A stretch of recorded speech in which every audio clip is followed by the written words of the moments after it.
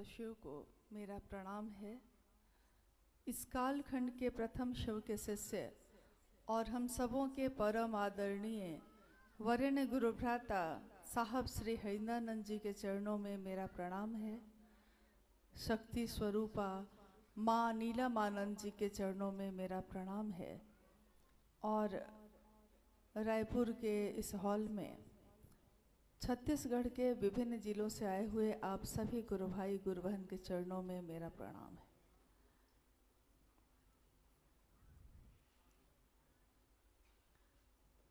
बहुत सालों के बाद इधर आना हुआ और हम लोगों का सौभाग्य है कि अपने गुरु शिव के लिए एक छोटी सी बैठक, एक छोटी सी संगोष्ठी आयोजित की गई, जिसमें भाग लेने का सौभाग्य मिला। इस जगह पे उपस्थित हम सभी लोगों का एक ही उद्देश्य है, क्योंकि जब कोई किसी संगोष्ठी में शामिल होता है, उसमें शामिल होने वाले सभी गुरु भाई और गुरु बहन की जो मनसा है, जो कर्म है, जो वचन है, वो एक ही होती है। एक बार साहब ने कहा कि शिव शिष्यों की संगोष्ठी हो या सभा हो, तो उस सभा में उपस्थित सभी लोगों के मन में, हृदय में एक ही भाव संचरित हो, और वो भाव हो अपने गुरु शिव से मिलने की उत्कट अभिलाषा, एक बेचैनी, एक तरफ कि हम अपने जीवन में शिव को गुरु बना के चल तो रहे हैं, लेकिन इस काम को करने का उद्देश्य हमारा क्या है। हम अपने जीवन में कोई भी काम करते हैं, उस काम को करने के पीछे कोई ना कोई उद्देश्य होता है। अगर हम किसान हैं तो हम खेत लेते हैं, खरीदते हैं, लेकिन उसको खरीदने के पीछे भी एक मनसा होती है कि इसमें अनाज उगाएंगे, और वो अनाज जो उगेगा एक दिन उसकी व्याप्ति होगी, और उसका प्रयोजन क्या होगा, उद्देश्य क्या होगा। तो उसका उद्देश्य होगा कि उससे कितने लोगों की भूख खत्म होगी, कितने लोगों को भोजन मिलेगा। यानी एक बिया जब हाथ में है, उसी समय उसकी का जो परिमार्जन होना है, उसकी जो व्याप्ति होनी है, और उसका जो उद्देश्य होगा, उसके बारे में हम लोग उसी समय सोच लेते हैं। साहब ने कहा कि बरगद के विशाल विशाल वृक्ष हैं आज, उनका बिया, उनका बीज अगर आप देखेंगे तो राई के दाने के बराबर होता है। उस बीज में संभावना होती है कि एक दिन वो बरगद का विशाल वृक्ष बनेगा, लेकिन आज उसकी कोई ताकत नहीं है, राई के दाने के बराबर है। आप चाहें तो धरती पे लगा दीजिए, और आप चाहें तो उसको अपनी उंगलियों से मसल कर फेंक दीजिए, इतनी कम ताकत है। लेकिन अगर वो जमीन पे लगा दी गई और उसको मौसम अनुकूल मिला, परिवेश अनुकूल मिला, तो एक दिन वो इतना विशाल होता है कि 100 लोग उसकी छाया में विश्राम करते हैं। शिव की शिष्यता शुरू हुई थी साहब श्री हरिंद्रानंद जी के हृदय से, इस काल खंड में जिसमें हम और आप जी रहे हैं। अभी जब बात हो रही थी, लगातार बात हुई, तो हम लोग बैठ के सुन रहे थे। छत्तीसगढ़ के इन जिलों में जहाँ पे अभी हम लोग बैठे हैं, कुछ वर्ष पूर्व यहाँ साहब श्री का आगमन हुआ था। और कहते हैं कि साधु अगर कहीं से गुजर जाए तो भले वहाँ की जहर नहीं खत्म हो, लेकिन कुछ न कुछ खुशबू तो आ ही जाती है। पूरी तरह भले खत्म ना हो सकता है खत्म भी हो जाए, नहीं भी हो, लेकिन गुजरे जिधर से हम, कुछ खार तो कम कर गए, कुछ तो जहरीलापन कम हो गया, ऐसा तो हो ही गया। उनका आना, शिव शिष्यों को संबोधित करना, शिव के तरफ चलने के लिए प्रेरित करना, ये सारे काम हुए। और इतने वर्षों में छत्तीसगढ़ राज्य जो है, जो जंगलों और पहाड़ों से आच्छादित है, इसकी अपनी एक परंपरा है, इसकी अपनी एक संस्कृति है। और इस संस्कृति में शिव का समावेश होना, शिव की बात आना, शिव हजारों साल से हैं, आज से नहीं है, जब से ये सृष्टि बनी है तब से है। लेकिन वो शिव मेरे जीवन में आ जाए, पल पल में आ जाए, ऐसा तो पहले कभी हुआ ही नहीं। अभी जब मंडल सर साहब के जीवन की घटनाओं को सुना रहे थे और मैंने देखा, आप इसका बुरा न मानिएगा, क्योंकि हम लोग भाई बहन हैं आपस में। अगर हमको कुछ, हम में कुछ आपको दिखे तो आपको अधिकार है कि आप हमको कहिए, और अगर हमको भी आप में कुछ ऐसा दिखे तो मेरा भी अधिकार है कि हम आपको कहें। तभी हम एक महान उद्देश्य की पूर्ति के लिए मिलके आगे बढ़ सकेंगे। जब वो कुछ घटनाओं को सुना रहे थे साहब के जीवन की, तो आप में से बहुत लोग बार बार हंस रहे थे, और उस समय मुझको बहुत तीव्र, बहुत तेज साहब की स्मृति ऐसी आई कि मुझको लगा कि उन्होंने एक दिन कहा था कि साज से आवाज निकली तो सबने सुनी, लेकिन साज पे क्या बीती ये किसको पता है। आज उनके जीवन की घटना हमारे लिए कहानी है, लेकिन जिस दिन उनके जीवन में घटित हुई थी उस दिन ये पीड़ा थी, दर्द था। तो अगर आज इस घटना को सुन के आपको हंसी आई तो माफ कीजिएगा, शायद आप उस गहराई को समझ नहीं पाए, क्योंकि अगर आपने उस घटना को जिया होता उनके साथ तो आपकी आंखों में आंसू आते, आपके हृदय में पीड़ा उठती।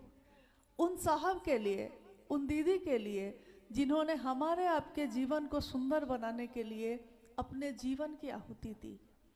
ऐसे लोग इस दुनिया में बहुत कम आते हैं, जो जग के लिए आते हैं, दुनिया के लिए आते हैं। ऐसे लोग बहुत कम हैं, गिनती में हैं। ज़्यादातर तो अपने लिए आते हैं, अपने लिए जीते हैं, अपने लिए चले जाते हैं, दुनिया उसको याद भी नहीं करती। शिव को गुरु बनाने से पहले हमारा आपका जो जीवन था उसमें कितने लोग आपको पहचानते थे। अपने मोहल्ले के लोग भी नहीं पहचानते होंगे, शायद आसपास के लोग भी नहीं पहचानते होंगे। लेकिन आज देखिए तो इसी हॉल में हम ही बात कर रहे हैं कि कोई गुरु भाई गुरु बहन बिलासपुर से आए हैं, कोई रायगढ़ से आए हैं, कोई कोरबा से आए, कोई भिलाई से आए, कोई सूरजपुर बलरामपुर से आए। इसी हॉल में जिन लोगों को आप पहले कभी नहीं जानते थे, यहाँ तक कि अपने मोहल्ले में आपको लोग नहीं पहचानते थे, आज शिव की शिष्यता के भाव में जाने पे हमारा परिचय आज क्या हो गया कि हम शिव के शिष्य हुए तो हमारा परिवार कितना बड़ा हो गया, हमारी दुनिया कितनी बड़ी हो गई। कल हम लोग बात कर रहे थे कि अगर आप छत्तीसगढ़ से बगल के किसी राज्य में चले जाइए और अगर यहाँ अपने गांव से आइए, अपने गांव से उठ के अगर आप रायपुर आइए, कोई आपसे पूछेगा कि आप कहाँ से आए हैं तो आप कहिएगा कि पाली से आए हैं। बगल में है ना, कोरबा में पाली एक जगह है, पाली से आए हैं। लेकिन अगर इस जिला से निकल के दूसरे जिला में जाइए तो कहिएगा कि अमुक जिला से आए हैं। राज्य से बाहर जाइए तो लोग कहेंगे कहाँ से आए हैं तो आप कहिएगा कि छत्तीसगढ़ से आए हैं। लेकिन अगर इस देश से बाहर जाइए तो क्या कहिएगा? जब कोई पूछेगा कि कहाँ से आए हैं तो आप कहिएगा कि भारत से आए हैं, भारत देश से आए हैं। आप उसको उस समय ये नहीं समझाने जाइएगा कि हम छत्तीसगढ़ का एक जिला है, उसमें एक गांव है, हम उसमें से आए हैं, क्योंकि हमारा परिचय बढ़ता चला गया। हमारा मन का, हमारा जीवन जीने का तरीका, परिधि, विस्तार वो पाती चली गई, परिधि बढ़ती चली गई। जहाँ छोटा सा कुनबा था वहाँ अब इतना बड़ा कुनबा है। जहाँ छोटा सा परिवार था 4 लोगों का, उस परिवार में अब करोड़ों शिव के शिष्य हैं। क्योंकि जैसे ही हम कहते हैं शिव शिष्य हैं आप, तो हम कहते हैं अच्छा शिव शिष्य परिवार से हैं। लोग समझते हैं कि ये एक संस्था का नाम है, लेकिन शायद आपको मालूम नहीं कि जब कोई संस्था न्यास बना भी नहीं था, माँ नीलम आनंद जी ने कहा था कि ये शिव शिष्यों की दुनिया बन रही है, जो ये शिव शिष्य परिवार है। उस समय कोई संस्था, कोई ट्रस्ट नहीं था, लेकिन शिव शिष्य परिवार तो था ही। ये शब्द उनके दिए हुए हैं। व्यक्ति के आदेश में बहुत ताकत होती है। आपने जो घटना सुनी अभी, एक दिन साहब श्री हरिनानंद जी ने शिव को अपना गुरु बनाया था और गुरु का आदेश आया, जो आपने सुना ना, आकाशवाणी हुई कि तुम जो करते हो कहते नहीं हो, तुम जो करते हो दूसरों को करने के लिए कहो, तो तुम क्या करते हो? साहब ने कहा कि मैं क्या करता हूँ। उस दिन भी, इस आकाशवाणी की घटना के समय भी, वो क्या थे? डिप्टी कलेक्टर थे। आपसे कोई पूछे कि आप क्या करते हैं, आप कौन हैं, तो आप क्या जवाब देते हैं? अमूमन सामान्य जीवन में अगर कोई आपसे पूछता है कि आप कौन हैं, तो आप कहते हैं कि हम टीचर हैं, हम डॉक्टर हैं, हम इंजीनियर हैं, हम किसान हैं, हम घर संभालते हैं। अमूमन सामान्य जीवन में लोग यही उत्तर देते हैं। लेकिन उस घटना के समय जब ये आकाशवाणी हुई और पूछा गया उनसे कि तुम क्या करते हो, तो साहब हरिनानंद जी के मन से, उनके मुख से ये नहीं निकला कि मैं डिप्टी कलेक्टर हूँ। उनके मुख से उस समय ये निकला कि मैं शिव शिष्य बनाता हूँ। और वो कहते कि यही कह के मैं फंस गया कि मैं शिव शिष्य बनाता हूँ।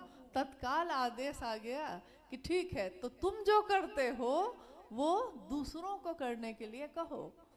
और ये खुद क्या करते थे? इन्होंने शिव को अपना गुरु बनाया था और दूसरों को भी शिव शिष्य बनने के लिए प्रेरित करते थे। कालांतर में उनके द्वारा ये बात दूसरों से कही जाने लगी। नमः शिवाय आया उनके जीवन में, हवा के झोंके के साथ मंत्र का आना। ये सामान्य घटना नहीं है जो हमारे आपके लिए एक हल्की फुल्की कहानी है। उस पर अगर हम सोचेंगे, विचार करेंगे, तो हमको पता चलेगा कि ये सामान्य घटना नहीं है, सामान्य कहानी नहीं है। किसी एक व्यक्ति के तन पे, किसी एक व्यक्ति के शरीर पे शिव की ऊर्जा का संचरण हो जाना, वो भी श्वासों के द्वारा, ये आज तक की इस धरती के इतिहास में कभी किसी के साथ नहीं हुआ। ज्ञान उतरा शिव का। शिव ज्ञान देते हैं तो शास्त्र आरेखित होते हैं, शास्त्र लिखे जाते हैं, लेकिन किसी व्यक्ति के सांसों पे उनका महामंत्र उतर जाना, प्राण मंत्र उतर जाना, क्योंकि ये एक ऐसा मंत्र है जिसके बारे में शास्त्रों ने भी कहा है और ये प्रमाणित है कि इस मंत्र में ऊर्जा का अक्षय स्रोत है। अक्षय स्रोत मतलब एक ऐसा स्रोत जिसका कभी क्षय नहीं होता, जो कभी खत्म नहीं होता।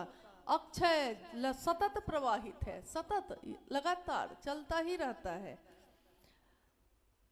और उस मंत्र का उनकी सांसों पे चढ़ना और उतर जाना। मंडल सर ने आपको सुनाया जब, तो वो कह रहे थे कि साहब बैठे हैं और सांस पे हवा के झोंके के साथ नमः आया, शिवाय उतर गया।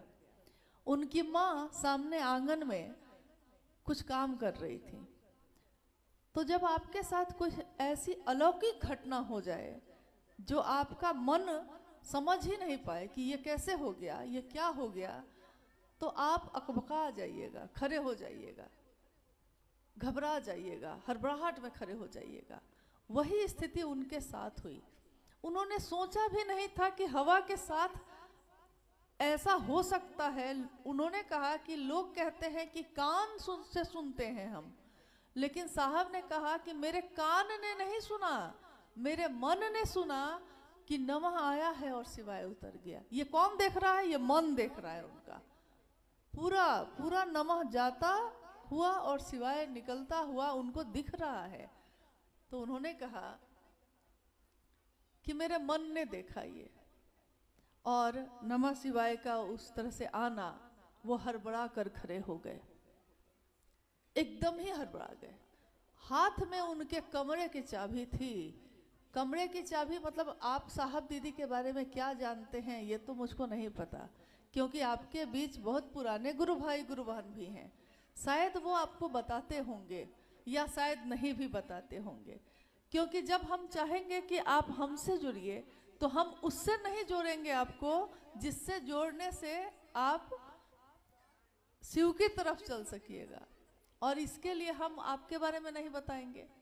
तो आज जो चल रहा है उसमें साहब दीदी के शिवलिंग होने के बाद ये देखा जा रहा है कि लोग अपनी बात कहना ज़्यादा पसंद कर रहे हैं और उनकी बात कहना कम पसंद करते हैं।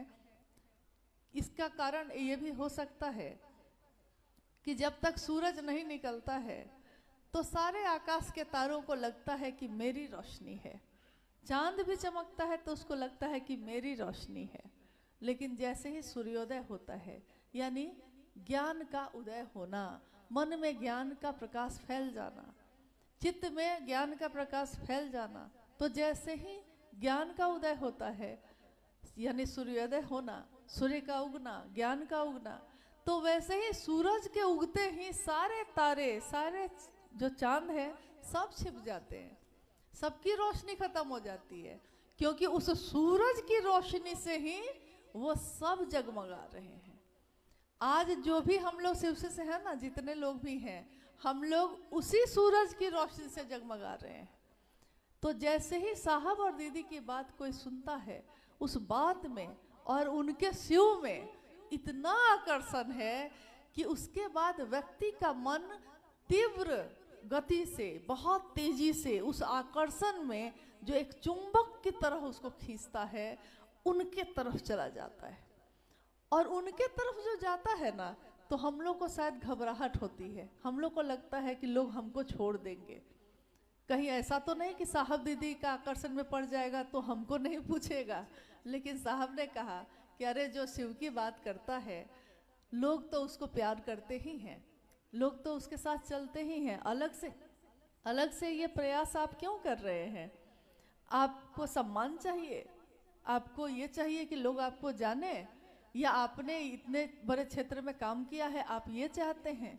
अरे ये चीज़ें तो महादेव ऐसे ही दे देता है, तो जो वो दे देता है उसके लिए अलग से प्रयास क्यों करते हैं? अब कल से जो हम लोग बात कर रहे हैं उसमें एक बात देखने को मिल रही है कि तीनों सूत्र सब कोई कर रहे हैं, बोल तो रहे हैं कि हम तीनों सूत्र कर रहे हैं। इन तीनों सूत्रों के बारे में सही तरीके से लेकिन जानते भी नहीं हैं कि ये आया कैसे। एक के बारे में तो हम लोग अभी बात किए, नमः शिवाय के बारे में, कि जो हड़बड़ा के वो उठे तो चाबी उनके हाथ से छूट गई। कभी किसी ने ये पूछा है कि ये कौन सी चाबी थी जो उनके हाथ में थी जो छूट गई? वो अपने घर में कोई बच्चा क्या रूम के अपने कमरे की चाबी लेकर बैठता है क्या? ऐसा होता है? आप अपने घर में बैठते हैं तो आपके हाथ में चाबी रहती है? अगर घर खुला हुआ है तो आप कोई चाबी लेके बैठते हैं। लेकिन आप में से किसी के मन में ये बात क्यों नहीं हुई कि ये साहब चाबी लेकर क्यों बैठे थे? कोई पूछा? नहीं, क्योंकि हमको नहीं जानना है, हम नहीं जानना चाहते। जब साहब महादेव महादेव करने लगे, 1974 में उन्होंने शिव को गुरु माना, तो महादेव में इतना आकर्षण है कि वो आपके जीवन जगत के आकर्षण को कम कर देते हैं। अभी एक गुरु भाई हम लोग के साथ जो आए हैं, मुन्ना जी, वो बात कर रहे थे आपसे, तो उन्होंने एक शब्द का प्रयोग किया कि गुरु मतलब भारी। ये गुरुत्वाकर्षण से बना है। गुरुत्वाकर्षण मतलब धरती में है जो आपको खींचता है, इसीलिए हम चल पाते हैं। और कोई अंतरिक्ष में चला जाए तो वो चल नहीं पाएगा, क्योंकि वहाँ गुरुत्वाकर्षण बल नहीं है। गुरु शब्द से बना है। गुरु मतलब साहब ने ये व्याख्या की कि गुरु का एक अर्थ ये भी होता है कि भारी। आपके मन पे क्या भारी है? अमूमन भारत का अध्यात्म ये कहता है कि गुरु का अर्थ होता है जो अंधेरे से रोशनी की ओर ले जाता है। भारतवर्ष का शास्त्र यही कहता है कि गुरु का शब्द का शाब्दिक अर्थ ये है कि जो अंधेरे से रोशनी की तरफ ले जाए। कमरे में अंधेरा है, बाहर निकले हैं तो रोशनी है। लेकिन साहब हरिंद्रानंद जी ने कहा कि गुरु का एक और अर्थ होता है, मतलब भारी। आपके मन पे भारी क्या है? तो सोचिए, उस दिन उस आकाशवाणी के समय साहब के मन पे क्या भारी था? ये जगत की चीजें भारी थी या शिव भारी था? क्या भारी था? उन्होंने क्या उत्तर दिया था? मैं शिव का शिष्य हूं, मैं शिव शिष्य बनाता हूं। यानी शिव का शिष्य होने का परिचय उनके मन पे सबसे ज्यादा भारी था। मैं यहाँ का ये हूँ, मैं यहाँ का वो हूँ। ये मेरे मन पे अगर भारी हो जाएगा तो मेरे मुख से हमेशा यही निकलेगा कि मैं क्या हूँ। लेकिन उस दिन साहब के मुख से ये निकला कि मैं शिव शिष्य हूँ, शिव शिष्य बनाता हूँ। यानी मन पे कौन भारी था? गुरु भारी थे। नमः शिवाय जब सांस पे आया तो हाथों से जो चाबी छूट के गिर गई, कौन सी चाबी थी वो? ये घटना है मुजफ्फरपुर जिले के तुर्की नामक स्थान की। टीचर ट्रेनिंग कॉलेज है, उस कॉलेज के प्रिंसिपल थे साहब के पिताजी। और साहब उस समय कानून की पढ़ाई कर रहे थे और घर गए हुए थे, यानी तुर्की गए हुए थे। अहाता में बैठे थे, सब कुछ शांत था। 1 वर्ष पूर्व उन्होंने शिव को अपना गुरु माना था, 1974 में। जो बंगला, जो क्वार्टर मिला हुआ था उनके पिताजी को सरकार के तरफ से, साहब हरिंद्रानंद जी उसमें नहीं रहते थे। क्यों? क्योंकि वो अब इतना महादेव महादेव करते थे कि उनके पिताजी को लग गया था कि मेरा बेटा विक्षिप्त हो गया। हमारा बच्चा भी अगर कोई इतना करने लगे तो हमको लगता है दुनिया की नज़र में वो पागल हो जाता है जो ईश्वर की तरफ चलता है, और जो ईश्वर की तरफ चलता है उसकी नज़र में दुनिया पागल हो जाती है। क्योंकि वो देखता है कि बताओ, ये 70-80 साल के जीवन के लिए पागल हुआ जा रहा है और हजारों साल की यात्रा है इस जीवात्मा की, उसके लिए तो कुछ सोच ही नहीं रहा। तो एक के नज़र में वो व्यक्ति पागल हो जाता है और उसके नज़र में ये दुनिया पागल हो जाती है। साहब के उस क्वार्टर के ठीक सामने एक छोटा सा और क्वार्टर है। उसमें एक कमरे में साहब हरिंद्रानंद जी इतना ज़्यादा व्यथित थे कि वो अपने घर में भी सोना छोड़ चुके थे, और सोने के लिए उन्होंने उस घर का एक छोटा सा कमरा लिया, दरी बिछाकर। जो उस कॉलेज के प्रिंसिपल का बेटा, और अगले ही 1-2 वर्षों के बाद वो बिहार प्रशासनिक सेवा के पदाधिकारी चुने गए। घर में किसी चीज़ की कमी नहीं, लेकिन मन में अंधेरा हो तो हर जगह कम होता है, हर जगह सूनापन होता है। बसंत में भी पतझड़ लगता है अगर मन आपका वीरान है। तो उस समय उनके जीवन में भी ऐसा ही समय चल रहा था। वो उस कमरे में दरी बिछाकर और ईंटा का तकिया लगाकर सो जाते थे, एक छोटा सा बल्ब, क्योंकि उनको कहीं चैन नहीं था। और उनके हाथ में उस समय उसी कमरे की चाबी थी।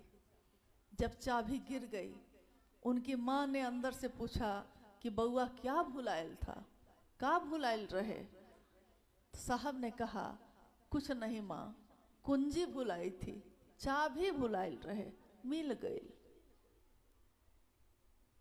ये एक वाक्य, एक ऐसा वाक्य है, किसके मुख से निकल रहा है ये? मेरे जीवन की चाबी खो गई थी और आज मिल गई, अभी मिल गई तुरंत। लेकिन वो अपनी माँ को ये बता भी नहीं सके कि क्या मिल गई। ये शिव का प्राण मंत्र मेरे सांसों में उतर गया। ये घटना से वो इतने स्तब्ध थे कि उनके मुख से और कुछ नहीं निकला, बस इतना निकला कि चाबी भुलायल रहे, मिल गई। माँ समझ भी नहीं सकी। जब वो छोटे थे, जो किताबें लिखी गई हैं उनके जीवन पे, उसमें इस घटना का जिक्र है। जब वो छोटे थे तो उनकी माँ कहती थी, जब शमशान साधना करने लगे वो 12 साल की उम्र में, तो उनकी माँ के पास बहुत शिकायत आने लगी। तो उनकी माँ ने कहा, साहब की माँ ने कहा कि बरकू बड़े बेटा थे अपने घर के, 4 भाई बहन, सबसे बड़े। बरकू आप अघोरी लोग के साथ रहने लगे हैं, शमशान साधना के लिए जाने लगे हैं, तो लोग हंसी उड़ाते हैं। लोग कहते हैं कि एजुकेशन डायरेक्टर हैं आपके पिताजी और उनका बेटा होके भी आपकी ये हालत है, आप जो बिगड़ गए हैं, संगत खराब हो गई है, मत जाया कीजिए, पढ़िए, कुछ बनिए। साहब ने उस दिन अपनी माँ से कहा कि माँ, स्कूल में कहा जाता है कि आदमी भगवान के पास से आता है। हमारे घर में जब बच्चा पैदा होता है तो हम क्या कहते हैं? हम कहते हैं भगवान के पास से आया है, यानी इससे पहले कहाँ था? तो भगवान के पास था। किसी की मौत हो जाती है तब भी हम क्या कहते हैं? हम कहते हैं भगवान के पास चला गया। तो साहब ने कहा कि लोग कहते हैं, मेरे मास्टर साहब कहते हैं कि इंसान भगवान के पास से आता है और भगवान के पास चला जाता है। मैं ये सोचता हूं कि वो भगवान इंसान के पास क्यों नहीं आता? ये बात हमने क्यों नहीं सोची? आपने क्यों नहीं सोची? दुनिया के किसी और आदमी ने क्यों नहीं सोची कि इंसान तो भगवान के पास से आता है, भगवान के पास चला जाता है, लेकिन वो भगवान क्या इतना बड़ा है कि इंसान को तो भेज देता है, वो इंसान के पास क्यों नहीं आता? और उन्होंने कहा कि मैं लाऊंगा। ये साहब हरिंद्रानंद जी का ये वाक्य उस समय है जब वो 12 साल के हैं, अपनी माँ को कह रहे हैं, मैं लाऊंगा भगवान को इंसान के पास। भगवान जो मंदिरों में पूजित हैं, हमारे घर के पूजा घर में पूजित हैं, वो भगवान आज मेरे गुरु हैं, मेरा। क्योंकि भगवान जब हम कहते हैं तो हमको लगता है कि भगवान मतलब सबका, और जो सबका होता है उसका कोई नहीं होता। जो सबका है ना, उसका कोई नहीं होता, क्योंकि वो एक दिन अकेला हो जाता है। सब यही सोचता है कि वो भी तो उसका आदमी है, वो भी तो उसका आदमी है, वो भी तो उसका आदमी है, तो हम क्यों जाएं करने? और नतीजा होता है कि वो सार्वजनिक सत्ता जो सबकी है वो किसी एक की नहीं हो पाती। जब किसी एक की नहीं होती तो कोई उसकी परवाह नहीं करता। यही छत्तीसगढ़ में सरकार के तरफ से कितनी योजना चलती होगी, सड़क बनती है, बिल्डिंग बनती है, पानी की व्यवस्था की जाती है। कितने जगह पे आपने देखा होगा कि पानी जो आज इतना दुर्लभ है, नल टूट जाता है, पाइप में छेद हो जाता है, हजारों लीटर पानी जो है सड़क पे बह के बर्बाद हो जाता है। हम में से इस हॉल में उपस्थित कोई एक व्यक्ति भी रुक के उसको ठीक करता है? हमारी आंखों के सामने वो बर्बाद हो रहा है, लेकिन हम कोई नहीं रुकते, इसलिए क्योंकि हम कहते हैं कि ये सरकार का काम है। सरकार मतलब सार्वजनिक, सबके लिए। लेकिन मेरे घर का नल अगर टूट जाए तो हम उसी समय आधी रात में भी प्लम्बर को बुला के ठीक करते हैं, क्योंकि हम कहते हैं कि बर्बाद हो रहा है, पानी गिर रहा है। वही पानी वहां भी गिर रहा है, लेकिन वो सबका है तो उसकी परवाह हम नहीं करते। मेरा है तो परवाह करते हैं। साहब ने कहा शिव सार्वजनिक हैं, सबके हैं, लेकिन तुम्हारे नहीं हैं तो किस काम के? वो महादेव अगर मेरा नहीं है तो किस काम का? अब आप कहिएगा कि हमारे पास है ही क्या जो हम महादेव का काम करेंगे? क्योंकि आप छत्तीसगढ़ राज्य में शिव की चर्चा कर रहे हैं, लेकिन आप में से कोई ना कोई बिहार से जुड़ा होगा, उत्तर प्रदेश से जुड़ा होगा, झारखंड से जुड़ा होगा, नहीं भी जुड़ा होगा तो आपको बताते हैं। जिस दिन साहब और दीदी ने बिहार में शुरू किया था शिव की बात कहना दूसरों से, उनका साथ किन लोगों ने दिया था? जिनके पास कोई बल नहीं था, निर्बल सामर्थ्य के लोगों ने वैसे लोगों ने शिव की बात फैलाने में, लोगों तक संदेश पहुंचाने का काम किया जिनके अपने घर टूटे हुए थे। साहब और दीदी, आप पता नहीं माँ नीलम जी के बारे में कितना जानते हैं। एक राज परिवार की बेटी, एक डिप्टी कलेक्टर की पत्नी, लेकिन शिव की बात करने के लिए साहब के साथ वो सड़कों पे उतर गई, खेतों में गई, गांव-गांव गई और बोरा बिछाकर और अखबार बिछाकर भी बैठी। आज हम लोग इस हॉल में, सुसज्जित हॉल में बैठे हैं, लेकिन उस दिन कल्पना करिए सिर्फ क्या क्या जरूरत थी उनको ये करने की। उनके घर में साधन नहीं थे, सुविधा नहीं थी, परिवार नहीं था, बच्चे थे ना, उनके 3 बच्चे भी थे, परिवार भी था, नाते रिश्तेदार भी थे। सब छोड़िए, सारे सुख सुविधा थी, चपरासी था, नौकर था, कुक था, सब था, गाड़ी है, ड्राइवर है, क्या नहीं था। लेकिन उन्होंने अपनी सरकारी गाड़ी से भी कहीं नहीं जाने का काम किया, बस से, क्योंकि सरकार की चीज को भी महादेव के काम में उपयोग नहीं किया उन्होंने। बस से, ट्रेन से, साधारण कूपे में सफर कर करके जगह जगह जाकर, अगर उन्होंने उस समय महादेव की बात नहीं की होती तो आज हमारे आपके बीच भी महादेव की बात यहाँ पे नहीं हो रही होती। और जीवन तो सब जीते हैं, हम क्यों करें महादेव का काम। आप ये कह सकते हैं मेरे घर में तो सब है, सुख है, शांति है, पति कमाते हैं, पत्नी कहेगी कि हम भी घर अच्छा सुख से रहते हैं, हमको क्या ज़रूरत है महादेव के लिए जगह जगह जाने की, और लोग तो करते ही हैं। लेकिन ये भी सोचिए कि उनको क्या ज़रूरत थी ये करने की। कोई जब अपना होता है तो आपके अंदर ये बेचैनी पैदा होती है कि मेरे गुरु शिव सबके हो जाएं। लोग कहते हैं कि प्रेम का ये लक्षण है, जिना प्रेम का ये लक्षण नहीं है, क्योंकि हमारे आपके बीच ऐसे लोग हैं जिन्होंने प्रेम किया है किसी न किसी से। आपने किसी से, जिससे भी आपको प्रेम होगा, पैसा से भी हो सकता है, घर से भी हो सकता है, किसी लड़के से भी हो सकता है, अपने बेटा से भी हो सकता है, अपनी माँ से भी हो सकता है। प्रेम तो किसी से, कोई एक सत्ता, कोई एक चीज ऐसी होगी जिससे आपको गहरा प्रेम हुआ होगा, और जिससे आपको प्रेम हुआ होगा आपने चाहा होगा कि ये कौन रहे, ये जिसको मैं प्रेम कर रहा हूँ वो पूरी तरह मेरा रहे, कोई उसकी तरफ देखे भी नहीं।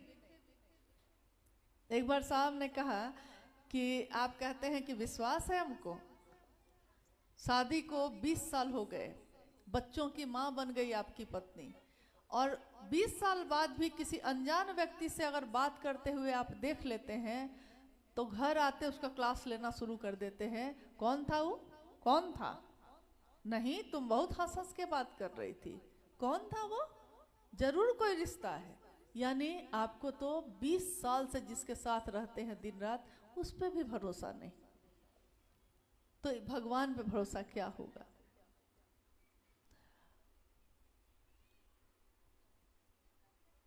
ये जीवन हम लोग का बहुत अनमोल है, बेशकीमती है, इसकी कोई कीमत नहीं, कोई कीमत नहीं लगाया जा सकता इसका। इस बेशकीमती जीवन में बेशकीमती शिव की शिष्यता मिली है। किनके कारण मिली, क्यों मिली, इसका उद्देश्य क्या है, क्या होगा। तो बहुत ऐसे काम हैं जो हम करते हैं बिना ये सोचे कि इसका क्या होगा। साहब ने अपने जीवन में ही एक बार हंसी में कही ये बात कि एक गुरु भाई ने कहा कि महादेव को गुरु बना के हमको क्या मिला, हमको समझ में नहीं आ रहा है साहब। तो साहब ने कहा कि जानते हो, जब हमको नौकरी मिली तो हम बहुत खुश हुए, क्योंकि हमको लगा कि भाई अच्छा खासा पैसा मिलेगा, सुविधा मिलेगी, अकेले खूब भोगेंगे। लेकिन अकेले ज़्यादा दिन भोगे नहीं, फिर हो गई शादी। शादी हो गई तो जितना तनख्वाह था पत्नी को देना पड़ता था, पत्नी को दे दिए, और अब पत्नी से ही मांग रहे हैं पैसा जाने के लिए। लेकिन तब भी हम खुश हैं, उससे भी मेरा मन नहीं भरा।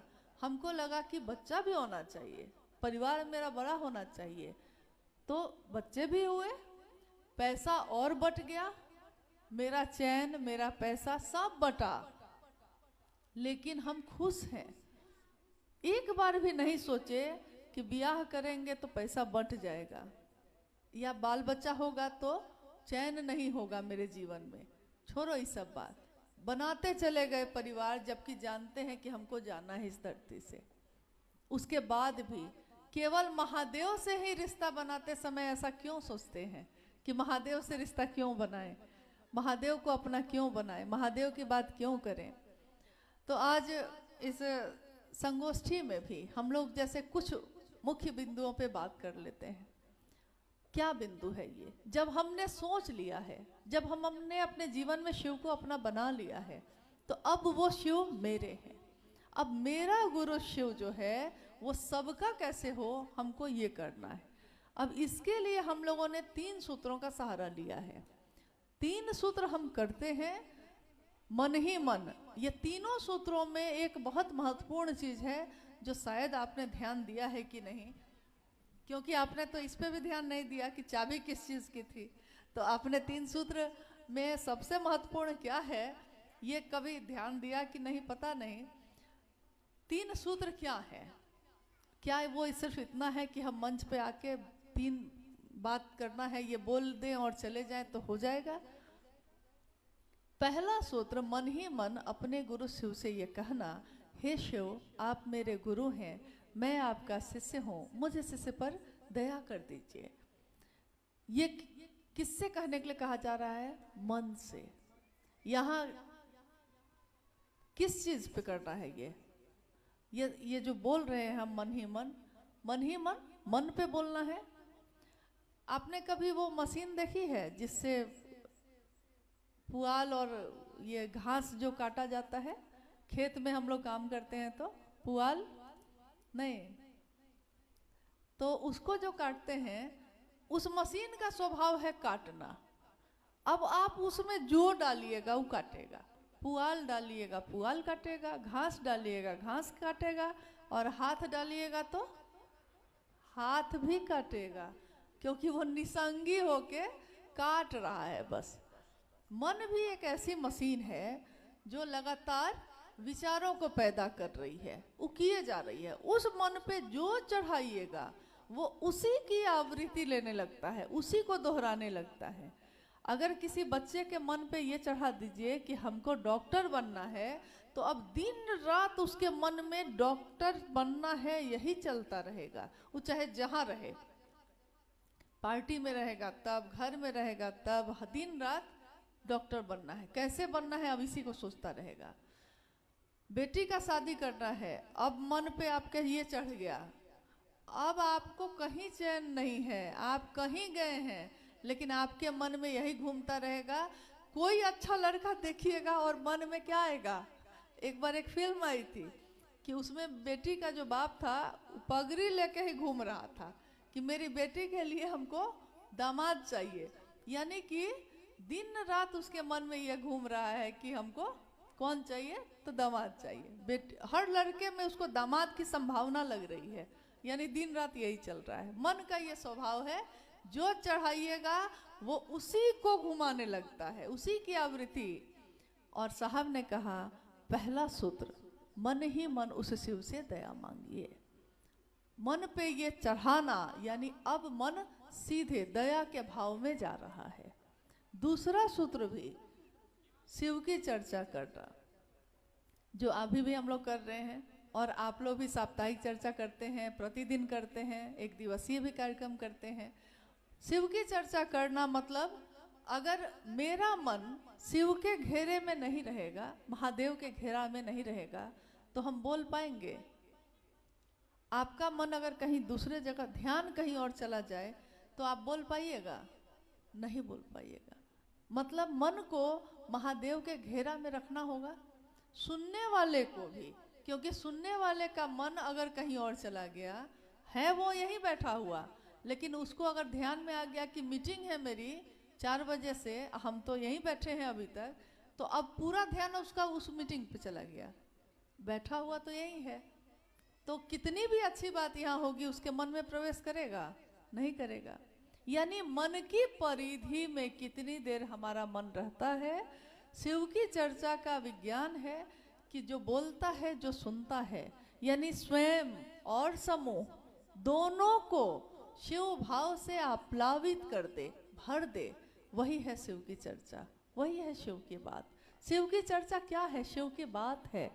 ये शास्त्र पुराण और ये सारी चीजें हम पढ़ें या ना पढ़ें, किसी को शिव का ज्ञान मिला होगा तो उसने लिखा है। ये साहब ने कहा शिव से सीधे ज्ञान लो, किताबें पढ़ लोगे ज्ञान के लिए, लेकिन किताबें तो राख का ढेर है, चिंगारी आग उसमें है जिसने उसको लिखा है।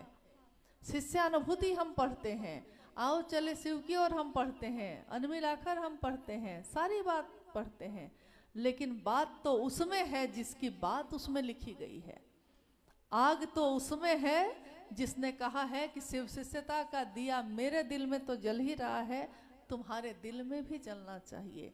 हंगामा खड़ा करना मेरा मकसद नहीं। इस पंक्ति को साहब ने कितनी बार कोट किया। उन्होंने कहा कि भीड़ हो जाए, खूब हल्ला हो, खूब भजन हो, खूब ढोल पुजाई हो, नाच गाना हो, ये मेरा मकसद नहीं। शिव शिष्यता का ये मकसद नहीं है। मकसद ये है कि ये सूरत बदलनी चाहिए। चाहे तेरे दिल में जले, चाहे मेरे दिल में जले, लेकिन शर्त ये है कि शिव शिष्यता का ये दिया जलना चाहिए, जलते रहना चाहिए। एक दिए से अनेक दिए जलते हैं, जलते चले जाएंगे। देखिए कितना शुभ मुहूर्त, कितना शुभ समय अभी जो आने वाला है। अभी सितंबर का समय है, आगे अक्टूबर है। 31 अक्टूबर को जिस समय 1948 में साहब श्री का जन्म हुआ, उस दिन भी दिवाली मनी थी। शिव शिष्यता के 50 वर्ष होने जा रहे हैं इस धरती पे, और इस बार साहब का जन्मदिन 31 अक्टूबर और दीपावली एक ही दिन है। उन्होंने यही चाहा कि शिव शिष्यता का दिया हर घर में जले। जहाँ से मैं गुजरूं, हरा भोला हरा शिव की जो धुन सुनाई दे रही है, ये ध्वनि, ये धुन मैं लोगों के जीवन में घोलना चाहता हूँ। आपके जीवन में उतर जाएगी, आपका मन रस बस जाए इसमें, बस इतना ही उन्होंने चाहा है। तो दूसरे सूत्र यानी शिव की बात करने में, शिव की बात करने के लिए कहीं हम जब जाते हैं या कोई मेरे यहाँ आता है, उसमें भी हमारा उद्देश्य यही होना चाहिए कि वो उसका मन भी शिव भाव से भरे, और उसको पहुँचाते पहुँचाते मेरा मन भी शिव तक पहुँचे। स्टेशन पहुँचाने आपको जा रहे हैं, हम खुद भी स्टेशन पहुँचे, आपको पहुँचाने में हम भी पहुँच जाएं, बस इतनी ही कामना है। तीसरा सूत्र नमन।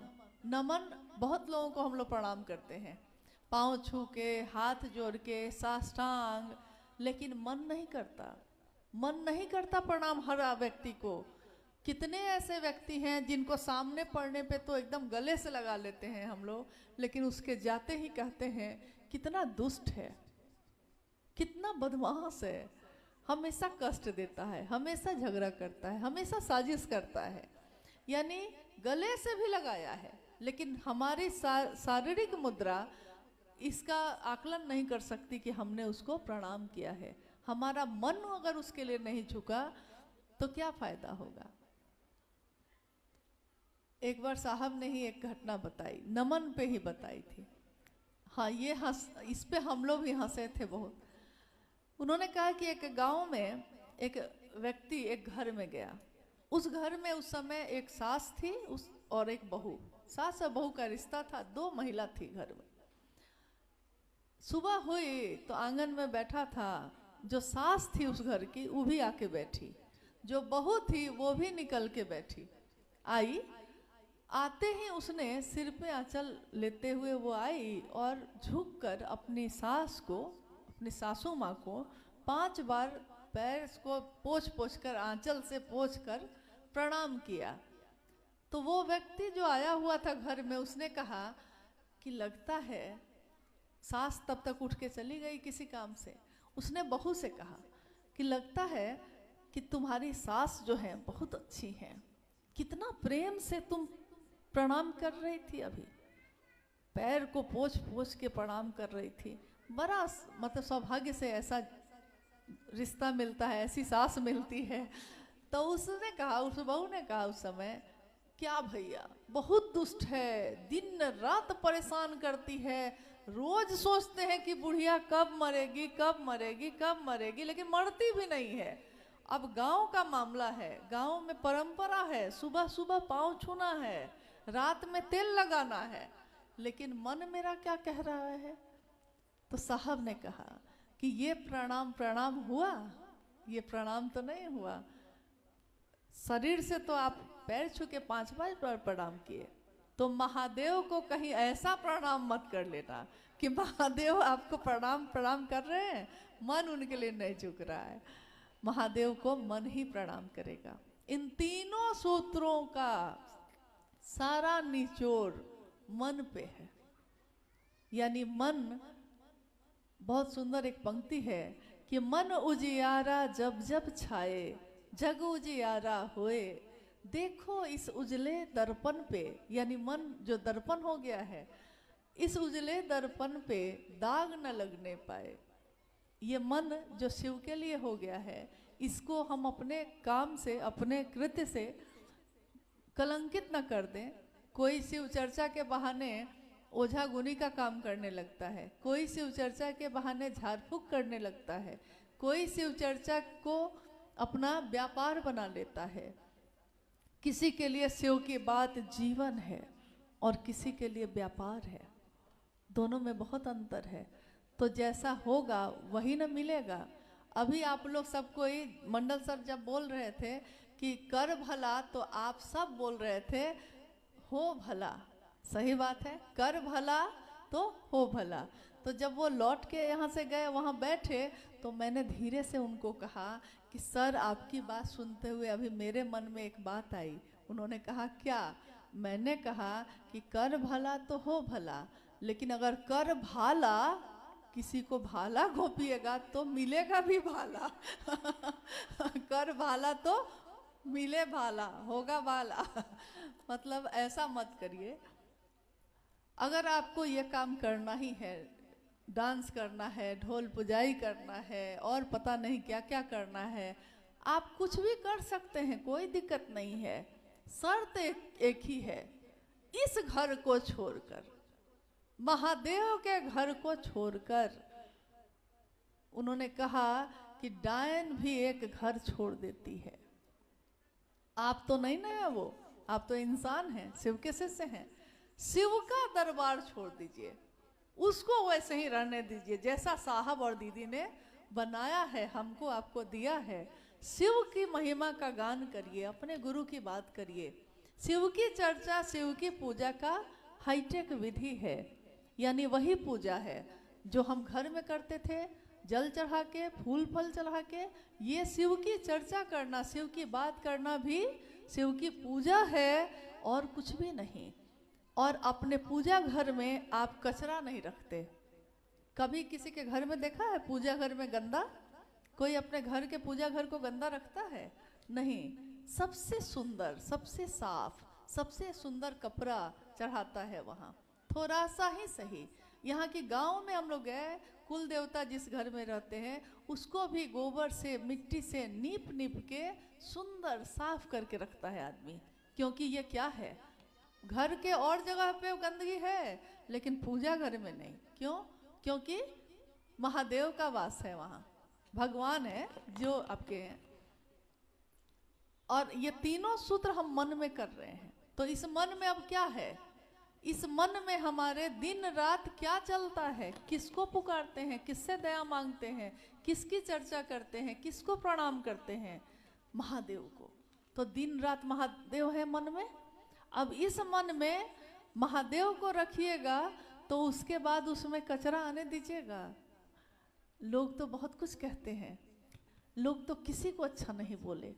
उन्होंने तो महादेव पे भी आरोप लगाया, उन्होंने तो साहब दीदी को भी नहीं छोड़ा। दुनिया में किसी ने किसी को नहीं छोड़ा है। ये जगत है तो बहुत ही खराब, लेकिन इस जगत में जब महादेव की बात हो गई है तो इस कलयुग को भी हम प्रणाम करते हैं कि हम सबका सौभाग्य है कि हम उस धरती पे उस समय में पैदा हुए जब शिव की बात आई। हमने इन आँखों से उनको देखा जो शिव का शिष्य बनकर इस धरती पे आए और आज उनके विचार, उनकी बात पे करोड़ों लोग चल रहे हैं। सिर्फ उनकी बात में इतनी ताकत है तो उनमें कितनी होगी, और उनके गुरु शिव में कितनी होगी। कल्पना कर लीजिए, आवेश रहित आवेश हैं वो। शिव भी, शिव का शिष्य भी। आवेश रहित आवेश मतलब करंट है, हर जगह करंट है। इस बल्ब में भी है, लेकिन बाहर से छुइएगा तो करंट लगेगा आपको। शीशा को हटा दीजिए तो जरा, जो रबर की परत इस पे चढ़ी है माइक पे, ये जो है रबर की परत चढ़ी है, अगर इस रबर को हटा दिया जाए और तब हम छुएंगे इसको। शिव में आवेश है, सारी शक्तियां प्रकटीकरण है शिव का। समस्त ऊर्जा का संचरण इस जगत में है शिव से। जितनी शक्तियां हैं, या शक्ति शिवस्य शक्ति, सारी शक्तियां उन्हीं की हैं। आवेश ही आवेश है, और जिसके पास इतना कुछ है, सब कुछ है, वो खुद आवेश रहित है। मतलब ताकत हो और तब नम्र बनिए, तब कोई बात है। मान लीजिए ताकत ही नहीं है और आप कह रहे हैं कि जाओ तुमको हम माफ किए, तो सामने वाला कहेगा अरे भाई तुम मेरा बिगाड़ ही क्या सकते थे कि हमको माफ किए। नहीं, क्षमा शोभती उस भुजंग को जिसके पास गरल हो। उसको क्या, जो दंतहीन विनित सरल हो। क्षमा शोभती उस भुजंग को, मतलब भुजंग मतलब नाग, और कौन है वो, जहर है उसके पास। सामने आप उसके आ गए हैं, जहर है, एक बार डसेगा खत्म मामला, लेकिन वो आपको छोड़ देता है। वो छोड़ना माना जाता है कि हाँ भाई वो हमको खत्म कर सकता था लेकिन उसने छोड़ दिया। अब उसको क्या, जिसके पास दांत ही नहीं है, विष भी नहीं है, टेढ़ा भी नहीं चलना जानता, वो कह रहा है कि जाओ तुम्हारा प्राण हम बख्श दिए, तो हम कहेंगे कि आप मेरा कर ही क्या सकते थे जो आपने बख्श दिया मुझको। वैसे ही शिव आवेश रहित आवेश हैं, सारे आवेश उनके पास हैं, और तब भी वो माफ करते हैं, हर बात पे माफ करते हैं। दुनिया में आज तक लोगों ने महादेव के नाम पे लूटा है। महादेव के नाम पे कितनी चीजें हुई, कितने कर्म कांड, कितने आडंबर। साहब हरिंद्रानंद जी जो इस धरती पे आए, उन्होंने इस जगत के रहने वाले लोगों को आडंबर से मुक्त किया, कर्म कांड से मुक्त किया। कहा कि जो करते हो अपने घर में करो, लेकिन जगत में वो करो जो मैं कहता हूँ। और मैं क्या कहता हूँ, यही अपने गुरु शिव की स्थापना की मनसा से शिव की बात करो। जगत में जाओ, व्यष्टि का नकाब हटाओ और समष्टि की ओर चलो। मतलब अपना जो चेहरा पे नकाब चढ़ाए हो ना, उसको उतारो, और शिव शिष्यता का दिया, शिव शिष्यता का भाव अपने दिल में लेकर, और तब जगत के लोगों के बीच उतरो। उसमें अपनी मिलावट मत करिए। साहब की इस बात में ताकत है, परिणाम है। क्योंकि अभी आपने जब पूछा जा रहा था कि बताइए आपका जीवन अच्छा हुआ कि नहीं, बेहतर हुआ कि नहीं, जीवन जीने की कला आपने सीखी कि नहीं, सब बात में आप हाँ कह रहे थे। यानी परिणाम है, परिणाम है, यानी उस बात में ताकत है। ताकत है तो इसकी कद्र करिए। हमसे ऐसी गलती ना हो, शिव का नाम लेकर हम ऐसी गलती ना कर बैठे कि जिसकी क्षमा शिव के पास भी नहीं हो, साहब दीदी के पास भी नहीं हो। क्योंकि हर गलती वो माफ करते हैं। बस एक बात माफ नहीं किया उन्होंने, किसी का नहीं किया, किसी का नहीं। इस मामले में वो किसी के नहीं हुए। उन्होंने जब देखा कि अगर मेरे मन वचन कर्म से कोई शिव की तरफ चलने से रुक गया है, तो उस व्यक्ति को उन्होंने माफ नहीं किया। ये तुमने ठीक नहीं किया, तुमको जो करना था करते, लेकिन तुमने किसी ऐसे इंसान को जो शिव की तरफ चल रहा था, तुम्हारी बात से टूट के बैठ गया, तुम्हारे व्यवहार से दुखी हो गया। इसीलिए उन्होंने कहा कि कोई टूटे नहीं, कोई छूटे नहीं, इसकी कोशिश करिए। दूसरा आपके साथ क्या करेगा इस पे आपका बस नहीं है, आप दूसरे के साथ क्या करेंगे इस पे आपका बस है। हम तो उसको दे सकते हैं, वो हमको जहर दे सकता है, लेकिन हम तो नहीं दे सकते क्योंकि शिव, मेरे गुरु शिव अमृतदाता है। जागरण भजन में हम लोग गाते हैं ना, अमृतदाता गुरुदेव, मेरे गुरु महादेव, वो अमृतदाता है। जमाने ने उनको हलाहल दिया, उन्होंने नहीं दिया। तो शिव की बात करने वाले हम सभी लोग जमाने को क्या देंगे, शिव की बात देंगे। और निवेदन है कि आप जहाँ भी हैं, साहब हैदरानंद जी की बातों को ध्यान से सुनिए। अगर कुछ भी समझ में नहीं आता है तो उनकी वीडियो उपलब्ध है, सुनिए, साहब की चर्चा को सुनिए, उनकी चीज़ों को, लिखी हुई बातों को पढ़िए और उतना भर भी कर लीजिए तो एकदम सही होगा। आप क्यों मेरी बात भी सुनिए, कोई किसी की बात क्यों सुने, लेकिन उनकी तो सुनिए। यही आग्रह है, यही निवेदन है, उनकी बातों को सुनिए और उनके अनुसार सुनिए। क्योंकि अगर हम उनके अनुसार नहीं सुनेंगे, बात वही है, लेकिन आपने देखा होगा कि इधर ये बात भी बढ़ गई है। साहब ने ये कहा तो पूरी बात को नहीं सुना के 2 लाइन बीच में से उठा के आपको बता देगा कोई, देखिए साहब ने ये कहा था ना, ये नहीं करना है। जैसे कल हम लोग यही बात कह रहे थे कि अर्थ का अनर्थ अगर सीखना हो तो सीख लीजिए। कि साहब एक दिन बैठे थे और उन्होंने कहा कि देखिए मैं कहता कुछ और हूँ और लोग उसको अर्थ का अनर्थ बना के सुनाते कुछ और हैं। जैसे मान लीजिए मैं चाहता हूँ कि आप अभी रुकिए, अभी बैठिए, तो मैं कहूँगा कि रुको मत जाओ। मैंने कहा मान लो कि रुको मत जाओ। अब जिससे मैंने कहा है कि वो जो जा रहा है उसको कहिए कि रुको मत जाओ। वो जब जाता है मेरा संदेश लेकर उसके पास, तो वो कहता है कि साहब ने कहा है कि रुको मत जाओ। एक ही शब्द है ना, रुको मत जाओ, 3 शब्द है इसमें। लेकिन वाक्य बदल गया तो अर्थ बदला कि नहीं? पूरा अर्थ बदल गया। रुक जाओ मत जाओ, और कोई कह रहा है कि रुको मत जाओ, साहब ने कहा है। यानी जिसको उन्होंने संदेश लेकर भेजा उसने उनकी बात ही पूरी पलट दी। तो वैसे लोगों से सावधान होइए, अपना विवेक का प्रयोग करिए। जो साहब ने, दीदी ने कहा है उसको करें हम लोग। और सबसे मुख्य बात है कि उन्होंने कहा है कि शिव की तरफ चलिए, और शिव की तरफ चलने के लिए आपको किसी व्यक्ति की ज़रूरत नहीं। लेकिन तब भी हम समाज में रहते हैं, दुनिया में रहते हैं, ज़रूरत हमको किसी की नहीं है। लेकिन हमारा पराया कौन है यहाँ? यहाँ कौन है जो पराया है? सब तो अपने हैं। आप प्रेम दीजिएगा प्रेम मिलेगा, सम्मान दीजिएगा सम्मान मिलेगा, महादेव दीजिएगा तो महादेव मिलेंगे, शिव दीजिएगा शिव मिलेंगे, शिव की शिष्यता दीजिएगा दूसरे को और बढ़ेगा आपके अंदर। तो आइए इस पुनित कार्य में हम सब मिलकर अपनी सहभागिता दें। जितना भर मेरे पास है, जितना भर आपके पास है, ये मत सोचिएगा कि मेरे पास कितना है। आप नहीं जानते आपके पास कितना है, क्योंकि यहाँ भाव का खेला है। सब कोई नहीं जानता किसके पास कितना है। छत्तीसगढ़ के हर जिले में महादेव का काम बढ़े, इसी की कामना और इसी का आशीर्वाद अपने गुरु शिव से, अपने साहब दीदी से हम सभी शिव के शिष्य मांगते हैं। और सिर्फ यही नहीं रही सोचिएगा, जो शिव का शिष्य होगा वो जगत स्तर पे सोचता है पूरी दुनिया में महादेव का काम कैसे हो, महादेव की बात कैसे हो। ये जो मंदिरों में महादेव की गूंज उठी है वो लोगों के जीवन में कैसे घुले, इसकी कामना, इसका आशीर्वाद, इसकी दया अपने गुरु शिव से मांगते हैं हम सभी। और जितना भर है मनसा वाचा कर्मणा, अपने गुरु का काम ईमानदारी से करने का वादा अपने साहब दीदी से करते हैं। क्योंकि ये वादा भी तो उन्हीं से करना होगा जिन्होंने इस रास्ते पे चलना सिखाया है। समय तो काफ़ी हो गया है लगता है। जिज्ञासा है क्या?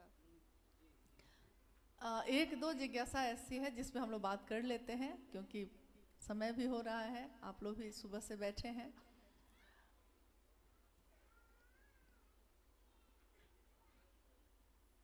शिव को ही चिदानंद कहते हैं, जो उनका गुरु स्वरूप है।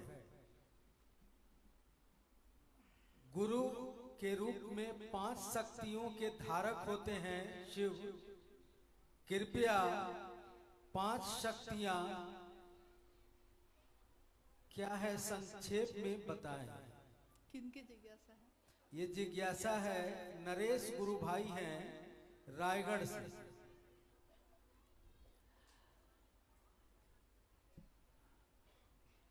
निकल रहे हैं। जिज्ञासा जिनकी है, अभी हम लोगों ने कखा गगा पढ़ना भी नहीं सीखा ठीक से, लेकिन हम पूरी किताब अभी पढ़ लेना चाहते हैं। तो अभी की संगोष्ठी जो है उसके लिए ये सवाल है नहीं वैसे, इसलिए हम लोग पहले इस पे बात कर लें कि हम जो शुरुआती काम कर रहे हैं वो सही से हो। संगोष्ठियाँ होती रहेंगी, महोत्सव होते रहेंगे, शिव शिष्यता भी बढ़ती रहेगी, लेकिन मूल चीज़ जो हम लोगों की है वो कहाँ जाके रुक रही है, पहले उस बाधा को दूर कर ले हम लोग। हालांकि चिदानंद कहा गया है, शंकराचार्य जी के द्वारा कहा गया है, नमस्ते नमस्ते विभो विश्वमूर्ति, नमस्ते नमस्ते चिदानंद मूर्ति। यानी सत और चित जो शिव का स्वरूप है, ईश्वर का है, उसमें ईश्वर के रूप में वो सच्चिदानंद है, लेकिन गुरु के रूप में वो चिदानंद माने गए हैं। हालांकि इसकी व्याख्या बहुत है और इसका कोई उपयोग अभी आपकी संगोष्ठी में नहीं है, इसलिए इस पे हम लोग फिर कभी बात करेंगे। और कोई है तो बोलिए, अभी के संदर्भ में कोई है तो बोलिए। शेष बहुत सारे सवाल आप लोगों ने भेजा है, जिसका एक ही तात्पर्य है कि शिव चर्चा के नाम पर देर रात को भजन करना, सिर में देवी देवता आना, भूत प्रेत भगाने के लिए मुर्गा चढ़ाना, पैसा लेकर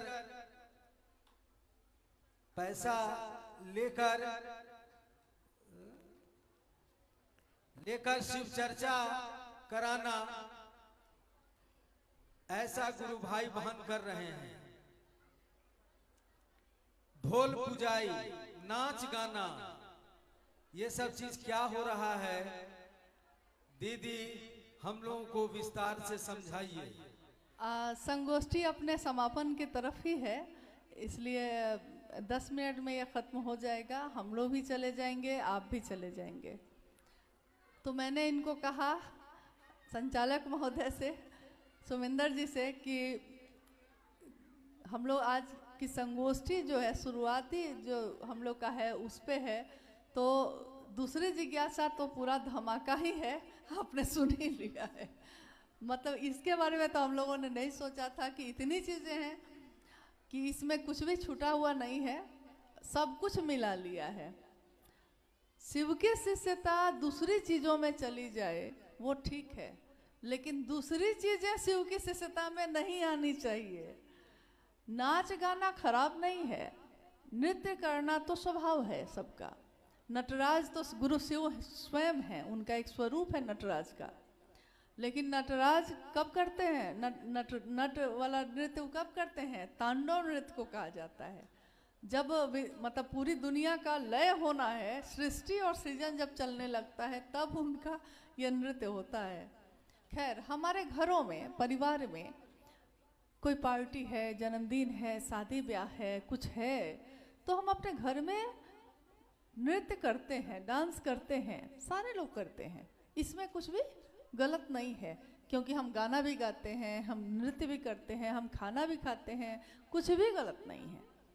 लेकिन वही चीज स्थान, किस स्थान पे क्या अच्छा है, ये विवेक भी हम लोगों को होना चाहिए। वही डांस घर में अच्छा लग रहा है, लेकिन वही डांस आप रोड पे जाके करते हैं तो अच्छा नहीं लग रहा है। डांस वही है। और खासकर अगर गुरु चर्चा में कर रहे हैं, क्योंकि शब्द ही ये है, शिव गुरु चर्चा स्थल, शिव गुरु साप्ताहिक चर्चा स्थल, यही ना कहते हैं हम लोग। यानी शब्द ही ये बता रहे हैं कि ये चर्चा का स्थल है। नहीं तो नृत्य कला केंद्र लिखा रहता, यानी यहाँ नृत्य होता है ऐसा लिखा रहता, ऐसा शब्द होता। तो डांस गलत नहीं है, अपने घर में करिए, अपने जन्मदिन पे, अपने बेटा के ब्याह में बेटी के ब्याह में जहाँ मन है वहाँ करिए, लेकिन शिव की चर्चा में मत करिए। अब आप कहिएगा कि हम नहीं मानेंगे, कुछ लोग कहते हैं, जब आप समझाने जाइए तो वो आपसे लड़ जाएंगे।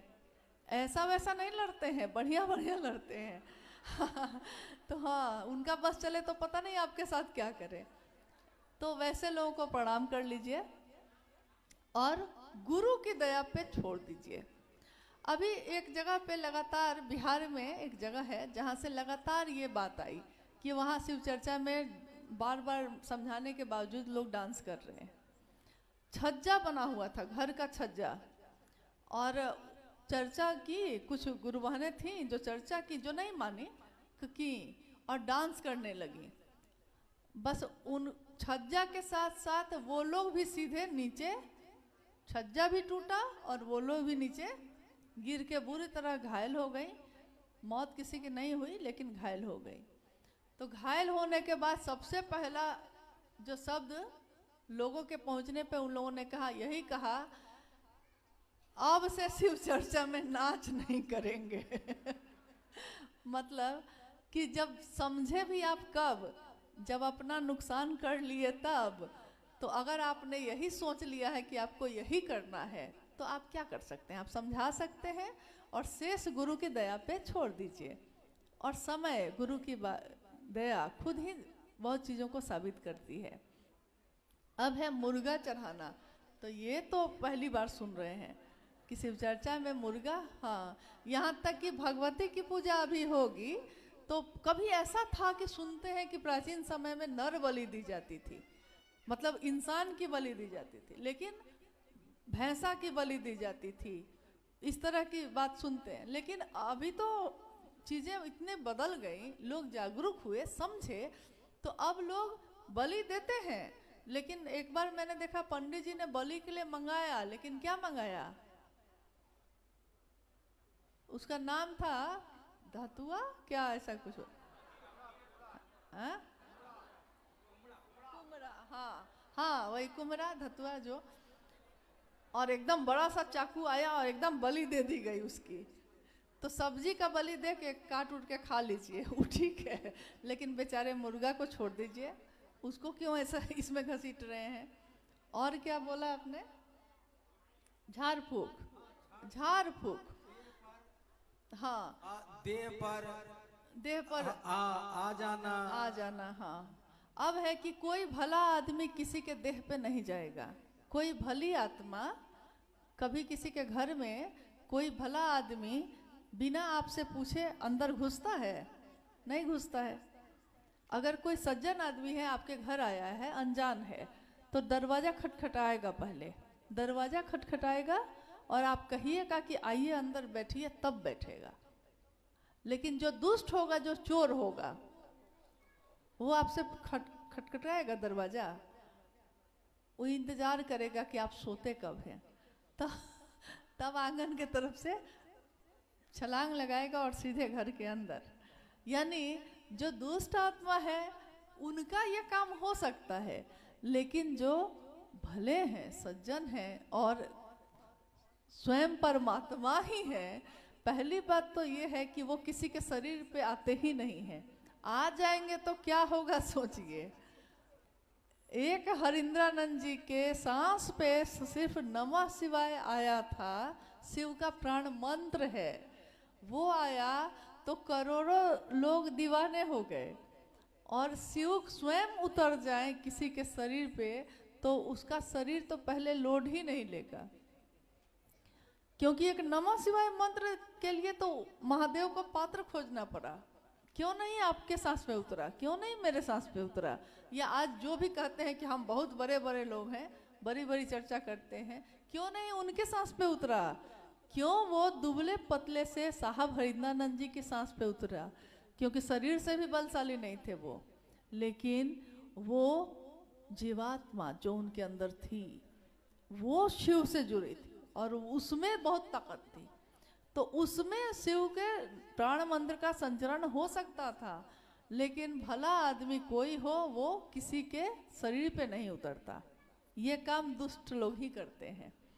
और कोई अगर ऐसा कहता है, इसका मतलब है कि अब बोलने की जरूरत तो है नहीं, आप समझ लीजिए वो क्या है। क्यों हम किसी को बुरा बोले, लेकिन आप खुद समझ लीजिए कि वो क्या है। तो वैसे लोगों से दूर से ही प्रणाम करिए और अपना रास्ता अलग करिए, तुरंत करिए, क्योंकि समय और जीवन बहुत अल्प है, बहुत कम है।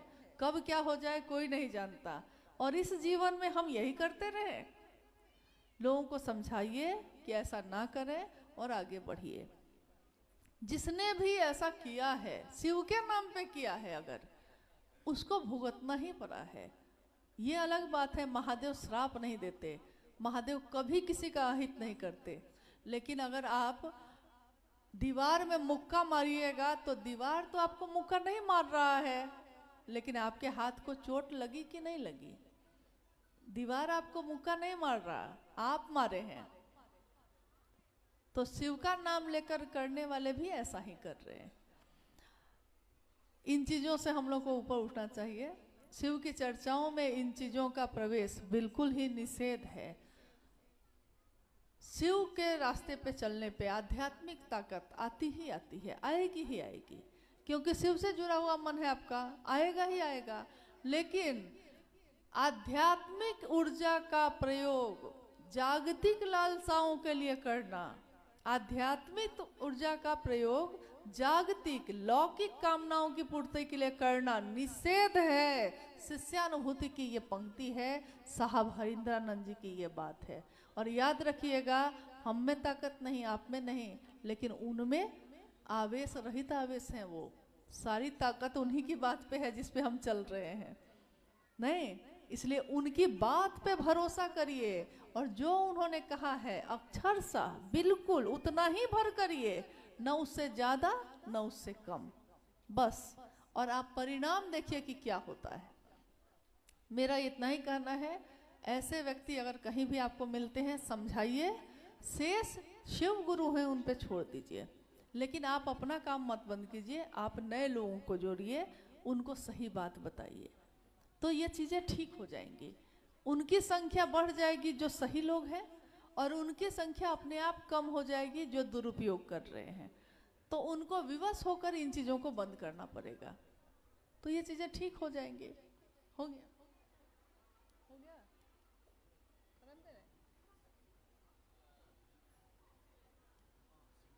क्या टाइम? अच्छा, खैर, हाँ, जिज्ञासाएं बहुत सारी हैं, लेकिन मूल रूप से बात इतनी है कि अभी जैसे जब रायपुर में ये संगोष्ठी हम लोग रखे, आपने नहीं रखा, हम लोगों ने रखा, लेकिन आप लोगों ने मदद की, और तब जाके ये एक जगह आयोजित हो सका। हालांकि ये थोड़ा दुखद है कि जिस जगह पे साहब आए, रायपुर आए, रायगढ़ आए, और बिलासपुर भी गए, दुर्ग भी गए, ये 4 जिलों में तो साहब स्वयं ही गए हैं। तो अभी तक इन जगहों पे लोगों की मजबूती बहुत ज़्यादा हो जानी चाहिए थी। हो सकता है इसमें हम लोग का भी दोष हो, शायद हम लोग भी उतना समय आपको नहीं दे पाए।